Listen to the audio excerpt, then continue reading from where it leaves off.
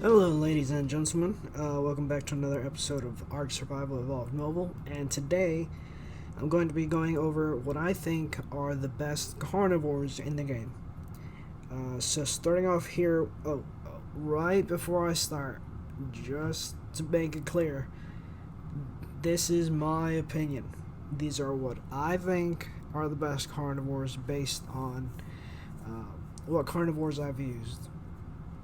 So again, this is purely my opinion. I'm not saying these are the absolute best. I'm just going off by how I play and what dinos I've used.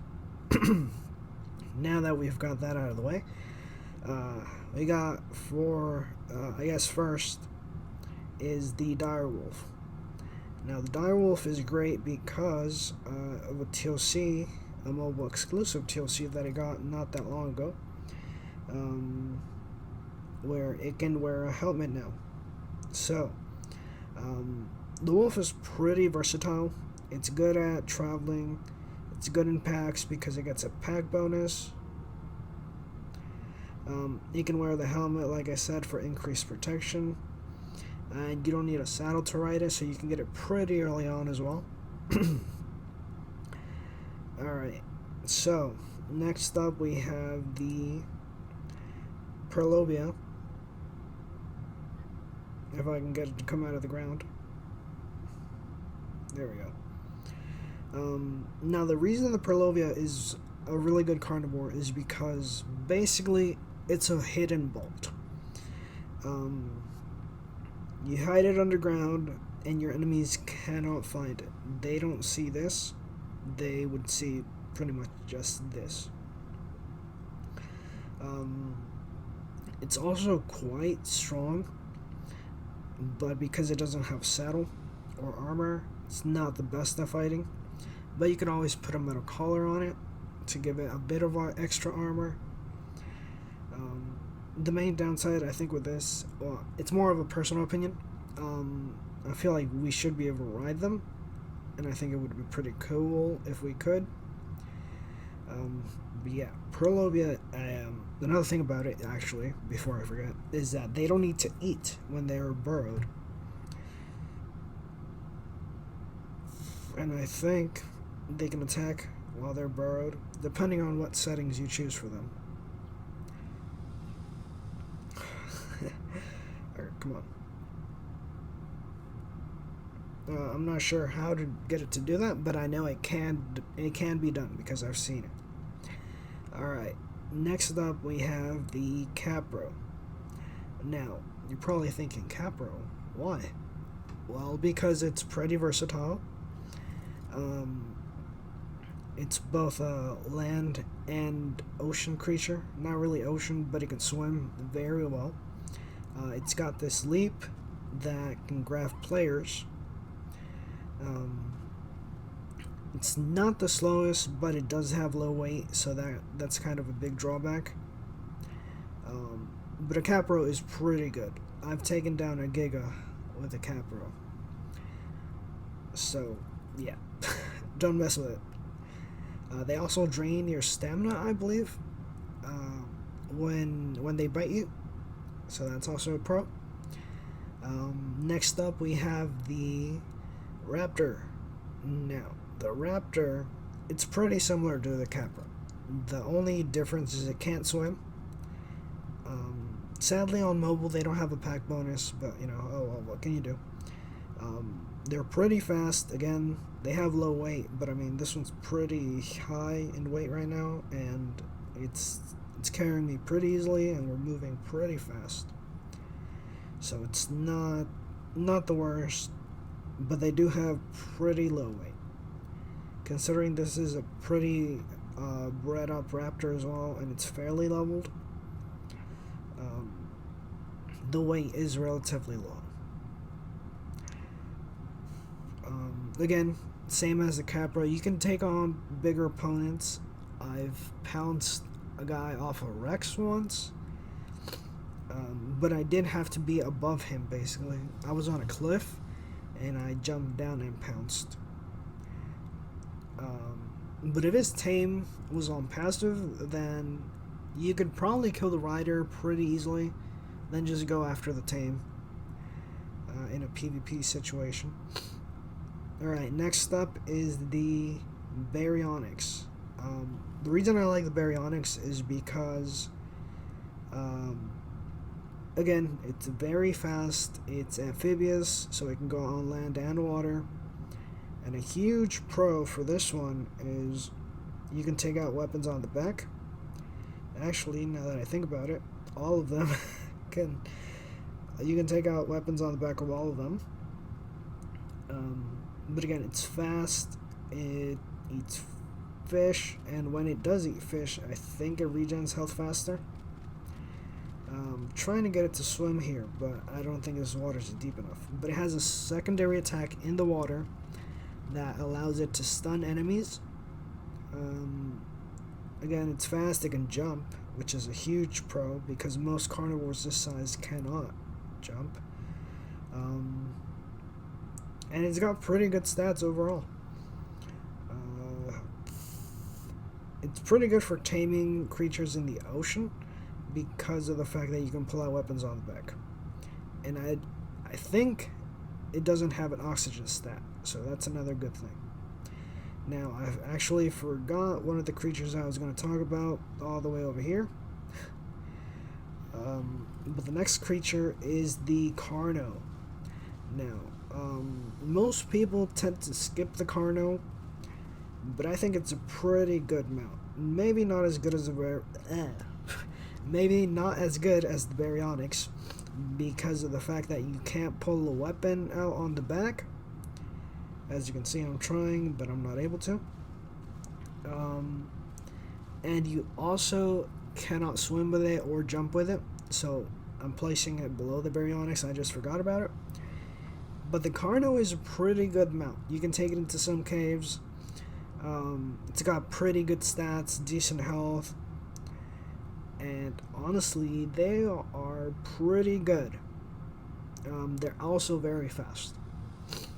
Alright, I think that about wraps it up for our Little League section. So let's move on to the big boys. So, I guess we'll start with the Giga. Here we have Gaia to help us. So, the Giga is basically the powerhouse in Ark. If you want to dish out a lot of damage, then you go for a Giga. The downside of the Giga is that if it takes too much damage, then it'll go into a rage mode and it'll kick the rider off, and it'll attack enemies and allies alike. But the Giga is probably the dino with the highest damage output in the game, aside from the Titanosaur.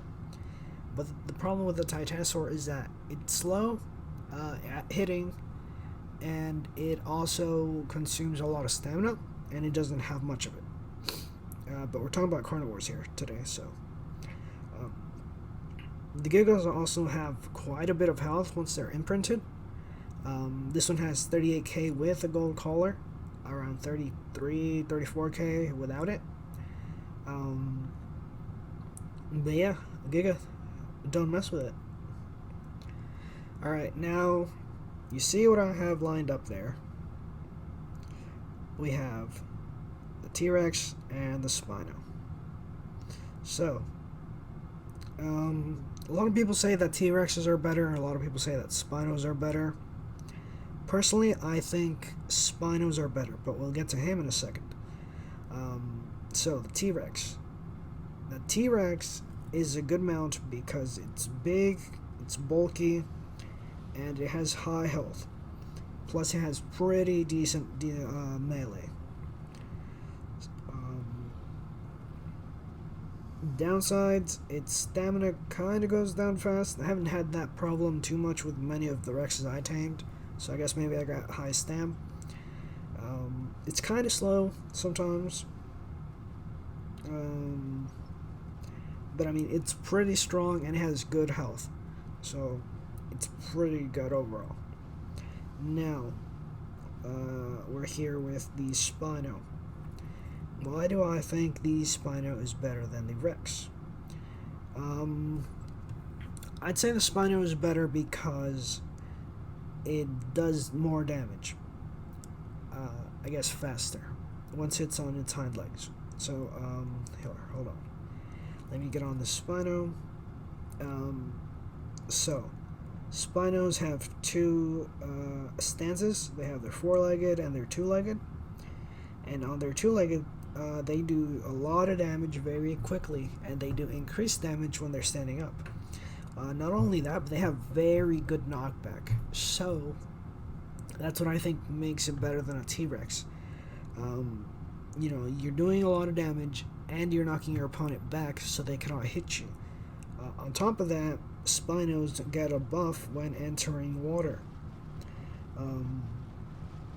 That increases their health regen and melee. I'm not sure by how much on each of those, but it does increase damage by quite a bit. Now, you probably noticed that this Spino is almost level 500. That's because this is an Eerie Spino that I got from the dungeon. So generally, Spinos will have less health than a Rex. If we come over here to some of my bred up Spinos, like this one has 24k health, but it doesn't have the best of melee. Let's see. Generally, a Spino is gonna have, well, on my Spinos I have around 20k health for them. This one has 23. Where are all my other Spinos? I don't know. Anyways, so as you can see, this one is a lower level. This one was one of the first ones I got, and it has very low melee, but that's because I pumped more levels into health. So yeah, generally, Spino is going to have less health than a TRex, but because it's harder to hit a Spino because of the knockback, it doesn't matter too much, because you're not going to be taking a lot of damage. So here's one of my T-Rexes, and I usually get my T-Rexes to about 30k health. That's the level, and they do pretty well. But yeah, I think the Spino is probably the best, not only because it does more damage and it does knockback and all that, but because it can also go underwater and swim. Again, it's very fast, actually. I forgot to mention that. So it's very good for traveling around the island. And there's streams and such all over the place. So I mean, if you barely even touch the water, you get an insanely fast boost. So yeah, if you don't have to fight what you're dealing with, you can just get away pretty easily, and the Rex is going to have a lot more trouble getting out of a sticky situation than the Spino because it's not quite as fast. But yeah, I think that's all for today.